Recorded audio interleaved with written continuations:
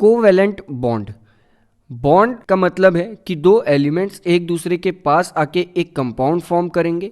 जब कभी भी एक केमिकल बॉन्ड जो इलेक्ट्रॉन्स की शेयरिंग की वजह से फॉर्म हो, उसे हम कोवैलेंट बॉन्ड कहते हैं। और ये शेयरिंग कुछ इस तरीके से होती है कि वो एलिमेंट या वो कंपाउंड स्टेबल हो जाए और इनर्टनेस अचीव कर ले।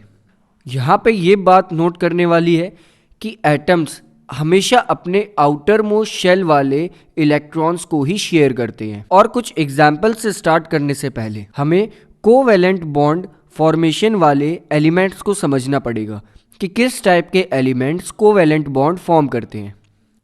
सो कोवैलेंट बॉन्ड सिर्फ ऐसे एटम्स फॉर्म करते हैं जिन्हें इलेक्ट्रॉन्स गेन करने हो। कोई भी एटम इलेक्ट्रॉन गेन कब करेगा? जब उसके आउटर मोस्ट शेल में 5, 6 या 7 इलेक्ट्रॉन्स होंगे।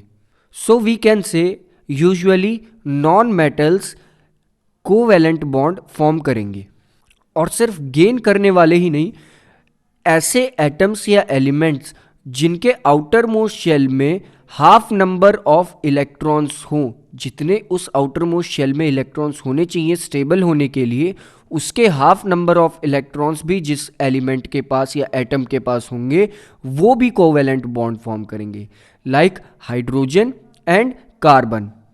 और ये दोनों एटम्स एक दूसरे के साथ अपने इलेक्ट्रॉन्स शेयर करके दोनों के बीच में एक बॉन्ड फॉर्म करेंगे।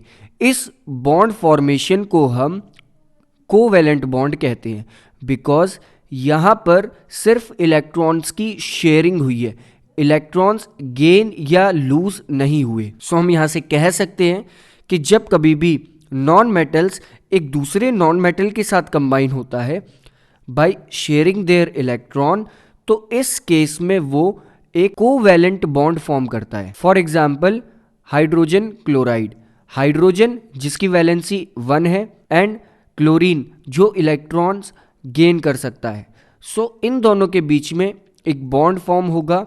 बॉन्ड में इनके आउटर मोस्ट शेल वाले इलेक्ट्रॉन्स आपस में शेयर हो जाएंगे और जिस टाइप का बॉन्ड ये फॉर्म करेंगे उसे हम कोवैलेंट बॉन्ड कहेंगे।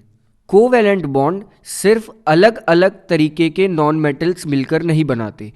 ये कोवैलेंट बॉन्ड तब भी फॉर्म हो सकता है अगर दोनों नॉन मेटल सेम हो। फॉर एग्जाम्पल क्लोरीन अगर दूसरे क्लोरीन के साथ बॉन्ड फॉर्मेशन करे इलेक्ट्रॉन्स की शेयरिंग करके, तो इस केस में भी दोनों क्लोरीन्स के बीच में कोवैलेंट बॉन्ड फॉर्म होगा। जब कभी भी कोवैलेंट बॉन्ड फॉर्म होगा तो इस केस में हर एलिमेंट एक इलेक्ट्रॉन या एक से ज़्यादा इलेक्ट्रॉन्स शेयर करता है। बस वो उन्हीं इलेक्ट्रॉन्स को शेयर कर पाएगा जो उसके आउटर मोस्ट शेल में हो।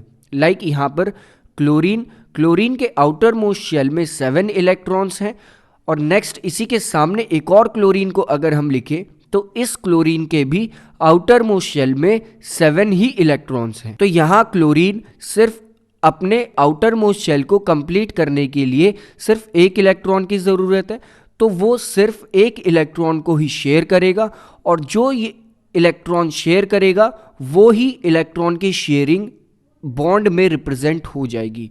मतलब इन दोनों क्लोरीन के बीच में अगर एक इलेक्ट्रॉन शेयर हुआ है तो इन दोनों के बीच में कोवैलेंट बॉन्ड सिंगल होगा। अब ज़रूरी नहीं है कि हमेशा किन्हीं दो नॉन मेटल्स एटम्स के बीच में कोवैलेंट बॉन्ड हो और वो सिंगल हो। ये कोवैलेंट बॉन्ड डबल भी हो सकता है और ट्रिपल बॉन्ड भी हो सकता है। सो अपने फर्स्ट टॉपिक कोवैलेंट बॉन्ड में हम नेक्स्ट चीज़ स्टार्ट करेंगे, that is single covalent bond.